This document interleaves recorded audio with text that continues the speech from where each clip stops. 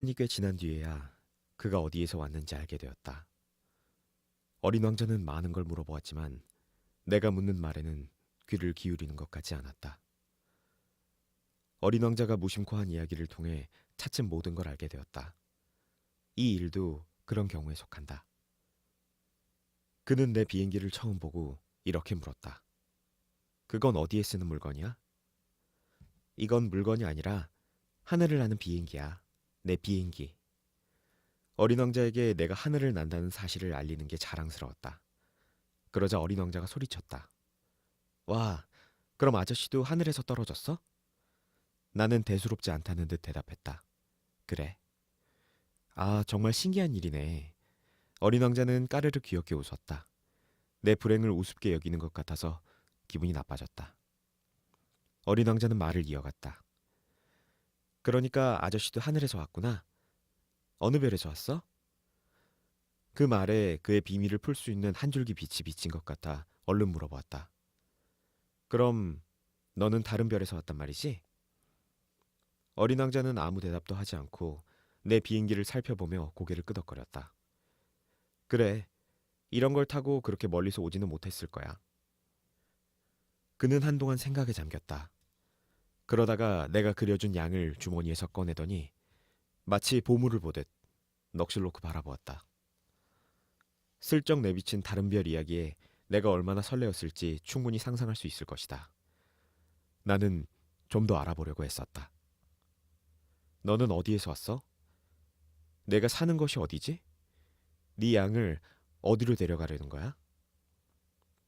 어린 왕자는 말없이 생각에 잠겼다가 다시 입을 열었다. 잘 됐어. 아저씨가 그려준 상자를 밤에는 양의 집으로 쓸 수 있겠지. 물론이지. 그리고 네가 말을 잘 들으면 낮에 양을 묶어둘 줄도 그려줄게. 말뚝도 그려주고. 이 제안에 어린 왕자는 어이없다는 듯 말했다. 양을 묶어둔다고? 참 이상한 생각이네. 묶어두지 않으면 양이 멋대로 돌아다니다가 길을 잃을 수도 있어. 그러자 나의 어린 친구는 다시 까르르 웃었다.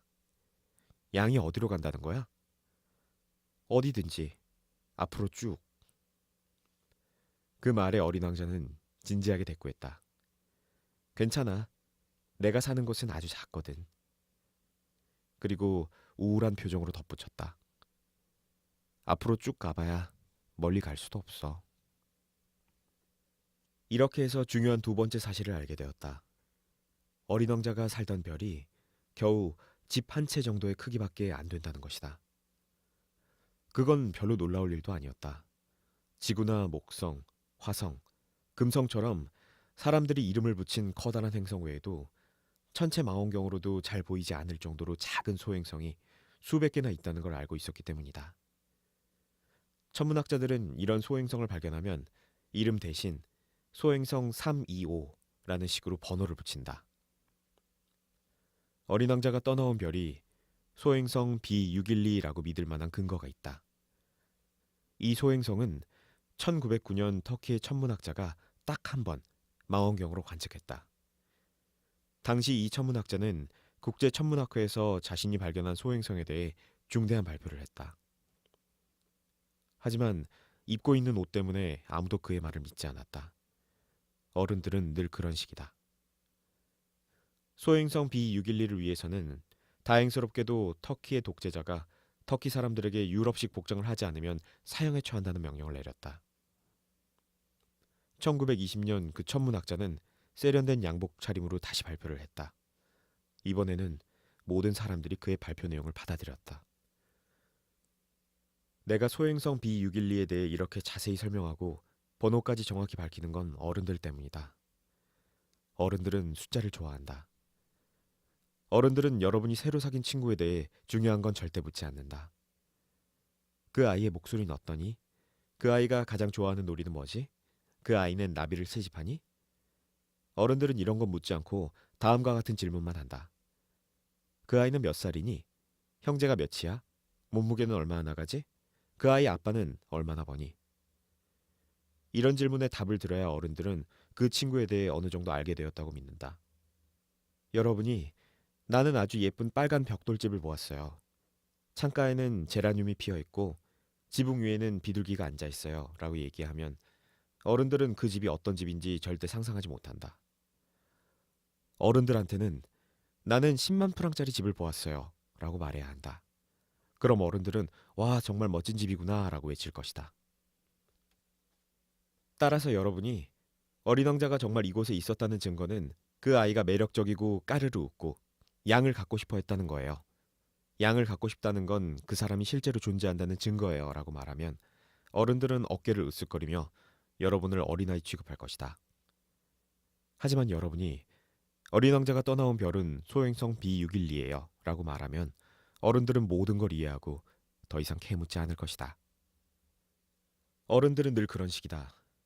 그렇다고 어른들을 원망하면 안 된다. 어린이들은 어른들을 너그럽게 이해해야 한다. 하지만 삶의 본질을 이해하는 우리에게 소행성의 번호 같은 건 중요하지 않다. 나는 이 이야기를 요정이 나오는 동화처럼 시작하고 싶었다. 이렇게 말이다. 옛날에 자기 몸집보다 조금 더 큰 별에 어린 왕자가 살고 있었다. 어린 왕자는 친구를 찾아. 삶의 본질을 이해하는 사람들에게는 이 이야기가 훨씬 더 가슴에 와닿을 것이다. 나는 사람들이 이 책을 가볍게 읽는 게 싫다. 어린 왕자와의 추억을 이야기하려니 서글퍼진다. 내 친구가 양을 데리고 떠난 지도 벌써 6년이 지났다. 내가 이처럼 그에 대한 글을 쓰려는 것도 그를 잊지 않기 위해서다. 친구를 잊는다는 건 슬픈 일이다. 누구에게나 친구가 있는 건 아니다. 나도 오로지 숫자에만 관심이 있는 어른처럼 될 수도 있다. 그래서 물감 한 상자와 크레용을 샀다. 6살 때 보아뱀의 겉모습과 속모습을 그린 것 외에는 한 번도 그림을 그려본 적이 없는 사람이 이 나이에 다시 그림을 그리기 시작한다는 건 어려운 일이다. 물론 나는 어린 왕자와 최대한 비슷해 보이는 초상화를 그리기 위해 노력할 것이다. 하지만 성공할 수 있을지 모르겠다. 그런대로 괜찮은 그림도 있지만 그와 전혀 닮지 않은 그림도 있다. 어린 왕자의 키도 정확하지 않다. 이 그림에서는 너무 커 보이고 저 그림에서는 너무 작아 보인다. 그의 옷 색깔도 헷갈린다. 어두운 기억을 더듬어가며 이렇게 저렇게 그려보지만 중요한 부분에서 착각을 일으킬 수도 있다. 그래도 내 실수를 너그럽게 봐줘야 한다. 어린 왕자는 아무 설명도 해주지 않았기 때문이다. 내가 자기와 비슷하다고 생각했을 수도 있다. 하지만 안타깝게도 나는 상자 그림을 보고 그 안에 양이 있다는 걸 알아차리지 못했다. 나도 어느새 어른들과 비슷해졌을지도 모른다. 나도 나이를 먹었으니까. 어린 왕자가 살던 별과 그 별을 떠나게 된 일, 그 후의 여행에 대해 날마다 조금씩 알게 되었다. 아주 천천히. 무엇인가 곰곰이 생각하다가 우연히 알게 된 것이다. 사막에서의 셋째 날, 바오바브 나무가 가져온 비극에 대한 이야기도 그런 식으로 듣게 되었다. 이번에도 양 덕분이었다. 어린 왕자는 심각한 의혹이라도 제기하듯 이렇게 불쑥 물었다. 그게 사실이야? 양이 작은 나무를 먹는 게 사실이냐고. 그래, 사실이야. 아, 그럼 됐어.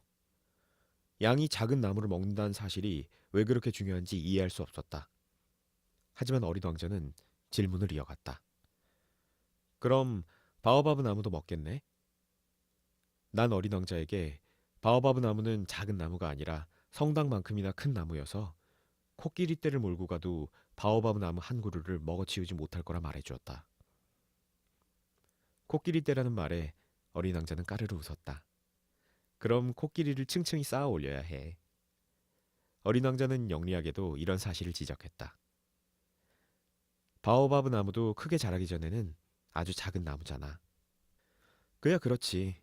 그런데 왜 양이 작은 바오밥 나무를 먹기 바라는 거야? 그는 설명할 필요도 없다는 듯 대꾸했다. 아이 참. 그래서 나 혼자 그 문제의 답을 찾느라 머리를 쥐어짜며 깊이 생각해야 했다.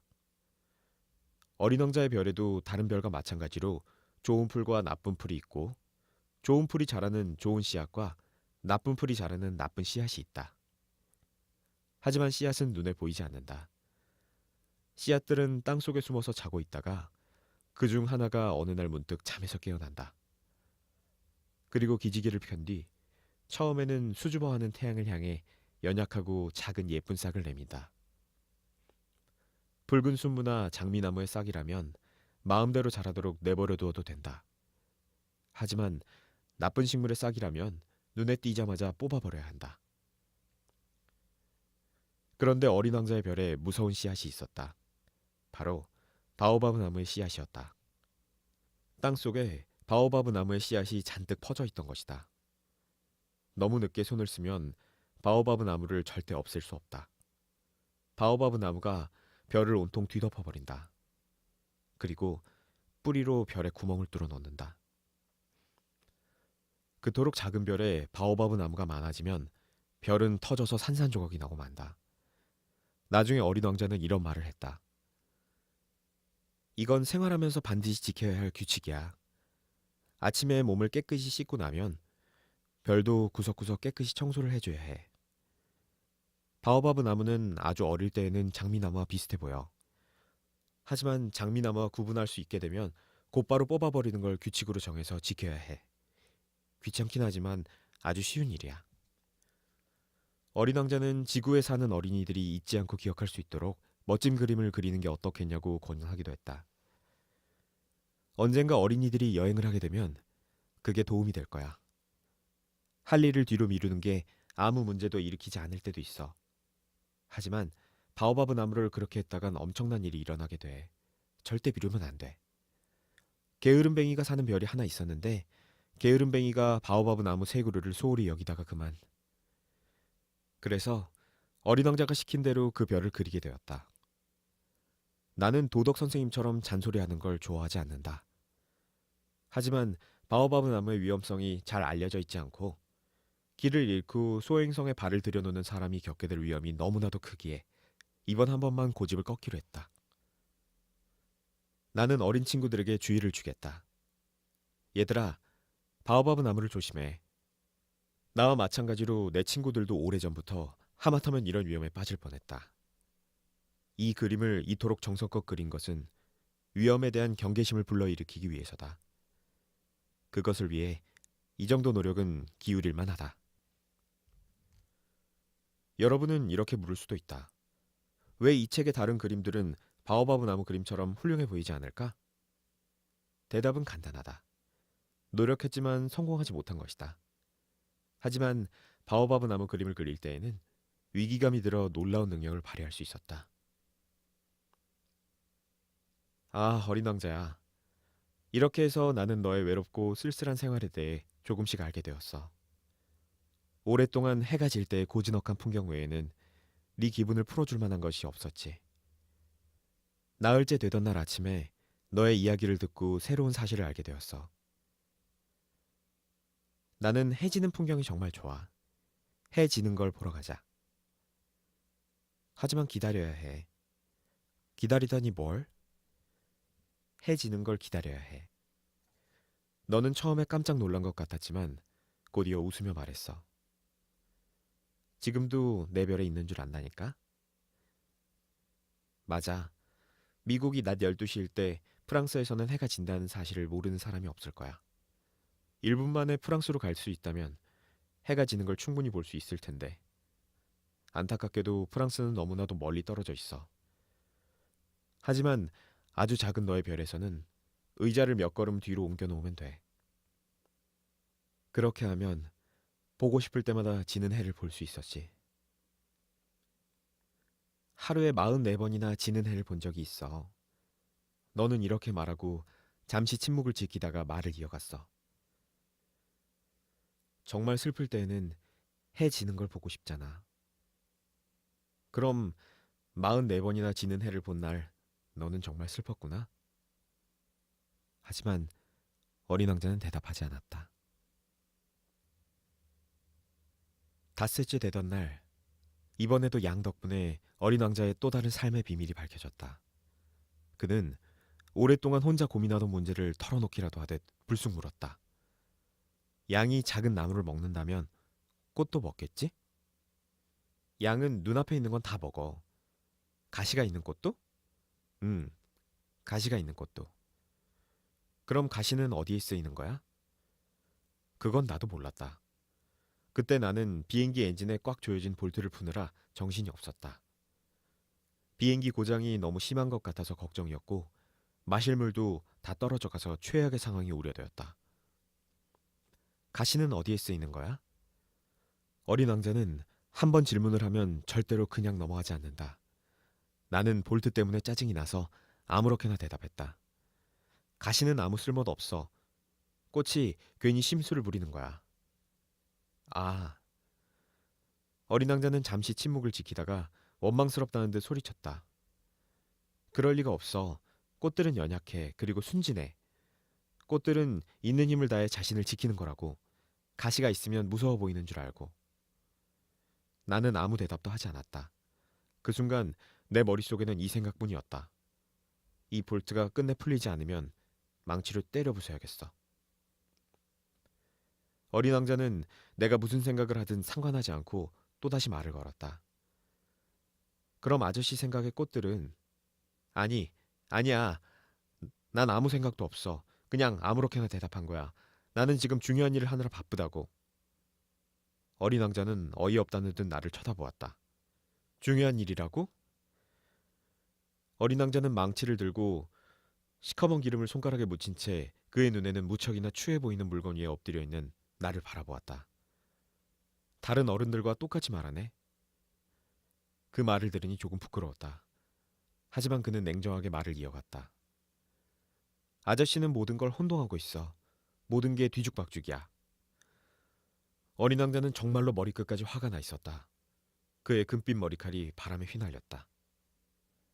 나는 어떤 별에 사는 얼굴이 벌건 신사를 알고 있어.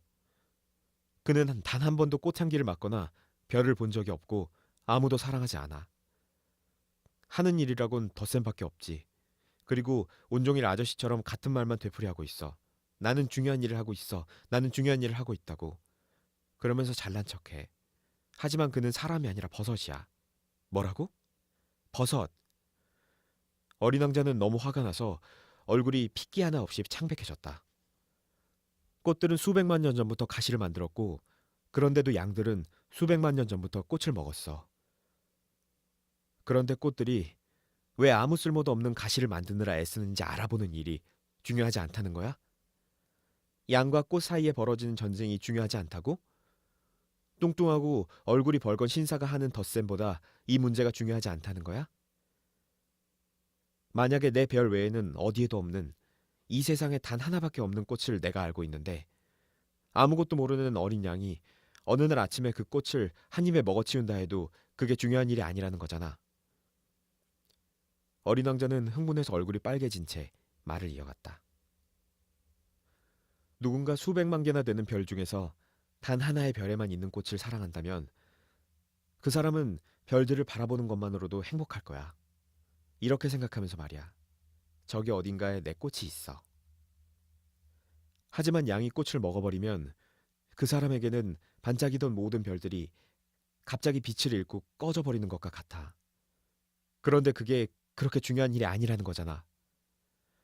어린 왕자는 더 이상 말을 잇지 못했다. 갑자기 흐느껴 울기 시작한 것이다. 어느새 주위가 캄캄해졌다. 나는 손에 들고 있던 연장들을 내려놓았다. 망치나 볼트, 갈증, 죽음 따위는 관심 밖으로 밀려났다. 어떤 별에, 어떤 행성에, 바로 내가 사는 지구에 위로해줘야 할 어린 왕자가 있었으니까. 나는 어린 왕자를 품에 안고 달래며 말했다. 네가 사랑하는 꽃은 위험하지 않아. 양의 주둥이에 씌울 부리망을 그려줄게. 꽃을 보호할 덮개도 그려주고 그리고 무슨 말을 해야 할지 알 수 없었다. 내가 너무나도 서툴다는 느낌이 들었다. 어떻게 해야 어린 왕자의 마음에 다가갈 수 있을지, 그와 마음이 통할 수 있을지 알 수 없었다. 눈물의 나라는 정말이지 알 수 없는 미지의 세계였다. 곧 그 꽃에 대해서 좀 더 잘 알게 되었다. 어린 왕자의 별에는 예전부터 꽃잎이 한 겹만 있는 수수한 꽃들이 있었다. 그 꽃들은 자리도 많이 차지하지 않고 성가시게 굴지도 않았다. 아침에 풀 속에서 모습을 드러냈다가 저녁이면 졌다. 그런데 이 꽃은 어디에서 날아왔는지 모를 씨앗에서 어느 날 싹이 텄다. 어린 왕자는 다른 싹들과 전혀 다르게 생긴 이 싹을 주의 깊게 살펴보았다. 새로운 종류의 바오바브 나무일 수도 있다고 생각했기 때문이다. 그런데 이 싹은 조금 자라는가 싶더니 곧바로 꽃을 피울 준비를 시작했다. 어린 왕자는 커다란 꽃봉오리가 부풀어 오르는 것을 보고 곧 놀라운 모습을 보게 될 것이라고 예상했다. 하지만 꽃은 초록색 방에서 미모를 가꾸는 일을 계속했다.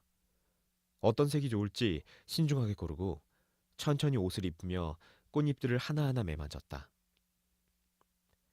계양기비꽃처럼 쭈글쭈글 흐트러진 모습을 보이고 싶지 않았던 것이다. 꽃은 아름다움이 절정에 이른 순간에 모습을 드러낼 생각이었다. 아, 그렇다. 미모에 엄청 신경을 쓰는 꽃이었다. 꽃의 비밀스러운 단장은 여러 날 동안 계속되었다. 그리고 어느 날 아침, 해가 뜨는 순간 마침내 꽃은 모습을 드러냈다. 꽃은 꼼꼼히 단장을 했으면서도 하품을 하며 이렇게 말했다. 아, 이제 막 잠에서 깨어났어요. 미안해요. 아직 머리도 빗지 못했어요. 어린 왕자는 탄성이 절로 흘러나왔다. 와, 정말 예쁘다. 꽃이 속삭이듯 말했다. 그렇죠? 그리고 나는 해님과 동시에 태어났어요. 어린 왕자는 꽃이 겸손하지 않다는 걸 알아차렸다. 하지만 꽃을 보면 마음이 설레었다. 꽃은 말을 이어갔다. 지금은 아침 식사 시간인 것 같은데 나한테 친절을 베풀어 주시지 않겠어요? 어린 왕자는 당황스러웠지만 물 뿌리기에 시원한 물을 담아 꽃에게 뿌려주었다. 이처럼 꽃은 조금 까탈스러운 허영심으로 곧바로 어린 왕자를 괴롭히기 시작했다. 어느 날 꽃은 자기가 갖고 있는 네 개의 가시에 대해 이야기하다가 이렇게 말했다. 호랑이가 발톱을 세우고 올 테면 오라고 해요. 어린 왕자가 반박했다. 이 별에는 호랑이가 없어. 그리고 호랑이는 풀은 안 먹어. 꽃이 속삭이듯 말했다. 나는 풀이 아니에요. 미안해. 나는 호랑이는 하나도 무섭지 않아요. 하지만 바람은 싫어요. 바람막이는 없나요? 그 말을 듣고 어린 왕자는 생각했다. 바람을 싫어하다니. 식물한테는 좋은 일이 아니지. 이 꽃은 정말 까다로워. 저녁에는 덮개를 씌워주세요. 이 별은 너무 추워요. 자리를 잘못 잡은 것 같아요. 전에 내가 살던 곳은 하지만 꽃은 말을 잇지 못하고 입을 다물었다. 꽃은 씨앗이었을 때 어린 왕자의 별에 왔다. 다른 세계에 대해 알 턱이 없었다. 말도 안 되는 거짓말을 하려다가 들킨 게 부끄러워 꽃은 어린 왕자한테 잘못을 뒤집어 씌우려고 두세 번 기침을 했다. 바람막이는요? 찾으러 가려던 참이었는데 네가 말을 걸었잖아. 그러자 꽃은 어린 왕자가 미안한 마음을 갖게 하려고 억지로 기침을 했다. 어린 왕자는 진심으로 꽃을 사랑했지만 곧 그 꽃을 의심하게 되었다. 꽃이 대수롭지 않게 내뱉은 말을 심각하게 받아들인 탓에 아주 불행해졌다. 하루는 어린 왕자가 내게 속마음을 털어놓았다. 꽃이 하는 말을 듣지 말았어야 했어. 꽃이 하는 말은 절대 들으면 안 돼. 그저 바라보고 향기를 맡으면 돼. 내 꽃은 내 별을 향기로 감싸주었는데 나는 그걸 즐길 줄 몰랐던 거야. 발톱 이야기를 듣고 짜증을 낼 게 아니라 꽃을 가여워했어야 했어. 어린 왕자는 이런 고백도 했다. 그때 나는 아무도 이해하지 못했어. 꽃이 하는 말이 아니라 행동을 보고 판단했어야 했어. 꽃은 나에게 향기를 뿜어주고 마음까지 환하게 밝혀주었어. 무슨 일이 있어도 도망치지 말았어야 했어.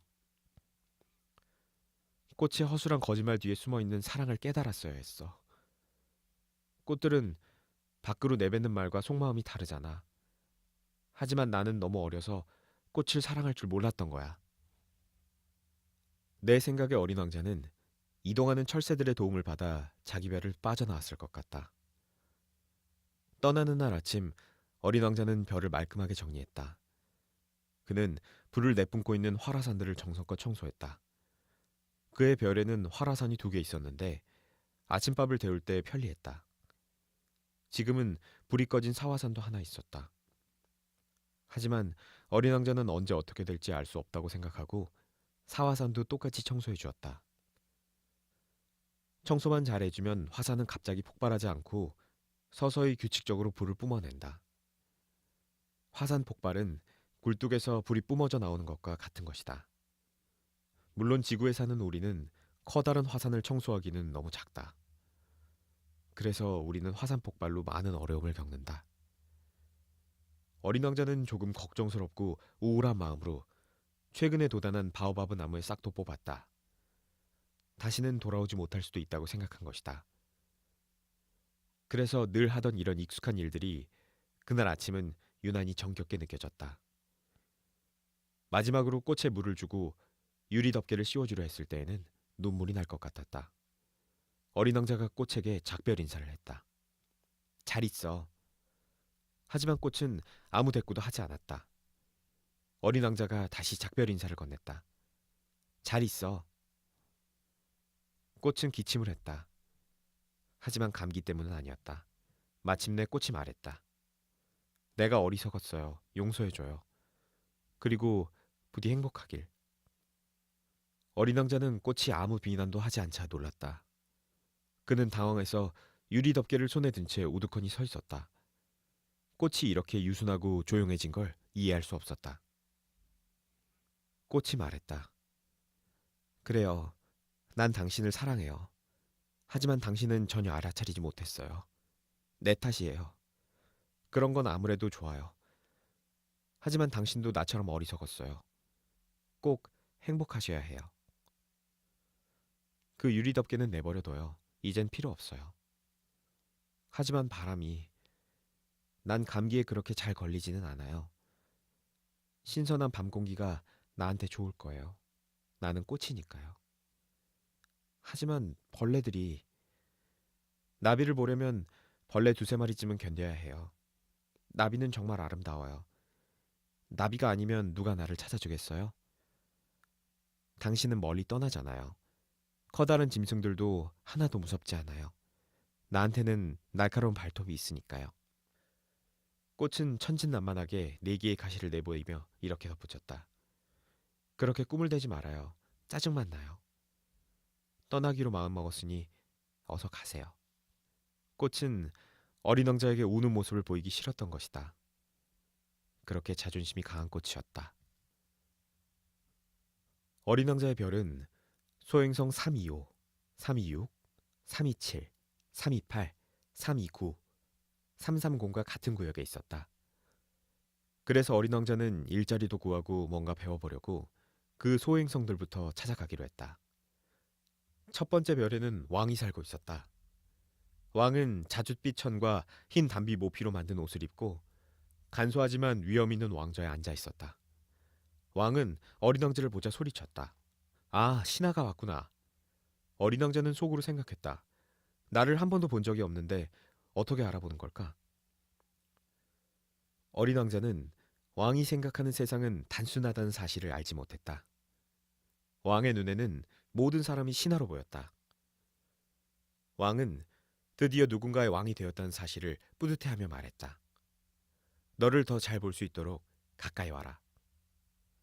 어린 왕자는 두리번거리며 앉을 자리를 찾아보았지만 왕의 화려한 담비 망토가 별을 온통 뒤덮고 있었다. 그래서 어린 왕자는 계속 서 있어야 했고 피곤해서 하품을 했다. 왕이 말했다. 왕 앞에서 하품을 하다니 무엄하구나. 네가 하품하는 걸 금지한다. 어린 왕자는 당황해서 대답했다. 어쩔 수가 없습니다. 오랫동안 여행을 하며 잠 한숨을 못 잤거든요. 왕이 말했다. 그렇다면 하품을 할 것을 명하노라. 나는 몇 년째 하품하는 사람을 못 봤다. 나한테는 하품도 좋은 구경거리다. 자, 다시 하품을 해라. 명령이다. 어린 왕자는 얼굴을 붉히며 대답했다. 그렇게 말씀하시니 움츠러들어서 더 이상 하품이 나오지 않습니다. 왕이 다시 명령했다. 흠흠. 그렇다면 다시 명하노니 때로는 하품을 하고 또 때로는 왕은 뭐라고 중얼중얼거리며 혼잣말을 했는데 기분이 조금 상한 것 같았다. 왕은 무엇보다 자신의 권위가 존중되기를 바랬기 때문이다. 누군가 자신의 명령에 복종하지 않는 건 참을 수가 없었다. 그는 절대 권력을 휘두르는 전제군주였다. 하지만 아주 좋은 사람이어서 이치에 맞는 명령을 내렸다. 왕은 평소에 이렇게 말했다. 만약에 내가 장군에게 바다새로 변하라고 명령했는데 장군이 그 명령에 복종하지 않는다면 그것은 장군의 잘못이 아니다. 내 잘못이다. 어린 왕자가 조심스럽게 물었다. 앉아도 될까요? 왕은 흰 담비 모피 망토 자락을 위엄 있게 들어올리며 말했다. 앉으라고 명하노라. 하지만 어린 왕자는 여전히 궁금했다. 이 별은 아주 작았다. 그런데 왕은 무엇을 다스린다는 걸까? 어린 왕자가 물었다. 폐하, 황송하지만 한 가지 여쭤봐도 될까요? 왕이 얼른 대답했다. 질문을 하라고 명하노라. 폐하, 폐하께서는 무엇을 다스리십니까? 왕은 간단하게 대답했다. 전부 다. 전부 다요? 왕은 천천히 손을 들어 자신의 별과 다른 별들을 가리켰다. 어린 왕자가 물었다. 저 별들을 전부 다요? 왕이 대답했다. 저 별들을 전부 다. 그는 절대 권력을 휘두르는 전제군주일 뿐 아니라 온 우주를 다스리는 군주였다. 그럼 별들이 폐하에게 복종하나요? 물론이지. 내 명령이 떨어지면 곧바로 복종해. 복종하지 않았다간 불효령이 떨어질 테니까. 어린 왕자는 왕이 갖고 있는 대단한 능력에 감탄했다. 만약 자기에게 그런 능력이 있었다면 의자를 옮기지 않고도 해 지는 광경을 하루에 44번뿐 아니라 72번, 아니 100번, 200번이라도 볼 수 있었을 것이다. 어린 왕자는 훌쩍 떠나온 자신의 작은 별을 생각하니 조금 슬퍼졌다. 그래서 용기를 내어 왕에게 한 가지 부탁을 했다. 저는 해가 지는 광경을 보고 싶습니다. 부디 제 기분이 풀리도록 해에게 어서 지라고 명령을 내려주세요. 만약에 내가 장군에게 나비처럼 이 꽃에서 저 꽃으로 날아다니라고 하거나 비극을 한 편 쓰라고 하거나 바다새로 변하라고 명령을 내렸는데 장군이 명령에 따르지 않았다면 그 장군과 나 둘 중에 누가 잘못한 것일까? 어린 왕자는 망설이지 않고 대답했다. 폐하가 잘못하신 겁니다. 맞다. 누구에게나 그가 할 수 있는 것을 요구해야 하는 법이다. 권위라는 것은 무엇보다도 이치의 바탕을 두어야 한다. 만약에 네가 백성들에게 바다에 몸을 던지라고 명령을 내리면 그들은 들고 일어날 것이다. 내가 복종을 요구할 수 있는 건 내 명령이 이치에 어긋나지 않기 때문이다. 한번 질문을 하면 절대로 그냥 넘어가지 않는 어린 왕자가 다시 물었다. 그럼 제가 부탁드린 해지는 광경은요? 네가 부탁한 해지는 광경은 볼 수 있을 것이다. 하지만 내 통치 방식에 따라 여러 조건들이 갖추어질 때까지 기다려야 한다. 어린 왕자가 다시 물었다. 그게 언제인데요? 왕은 커다란 달력을 훑어본 뒤 대답했다. 흠. 그러니까 그게 오늘 저녁 7시 40분쯤일 것이다. 그럼 내 명령이 얼마나 잘 지켜지는지 보게 될 것이다. 어린 왕자는 하품을 했다. 해지는 광경을 볼 수 없어 아쉬웠다. 그리고 벌써 조금 지루해지기 시작했다. 어린 왕자가 말했다. 이곳에서는 더 이상 제가 할 일이 없습니다. 그만 떠나겠습니다. 신하가 생겨서 무척이나 뿌듯했던 왕은 어린 왕자를 말렸다. 떠나지 마라. 떠나지 마. 내가 너를 대신으로 임명하겠다. 무슨 대신이요? 법무 대신. 하지만 이곳에는 법의 심판을 받을 사람이 없잖아요. 왕이 말했다. 그건 모르겠다. 아직 내 왕국을 돌아본 적이 없으니까. 나는 늙었지만 마차를 세워놓을 자리도 없고 걸어서 돌아다니는 건 너무 피곤한 일이다. 어린 왕자는 허리를 굽혀 별의 반대쪽을 다시 한번 살펴보며 말했다. 오, 하지만 저는 벌써 확인했어요.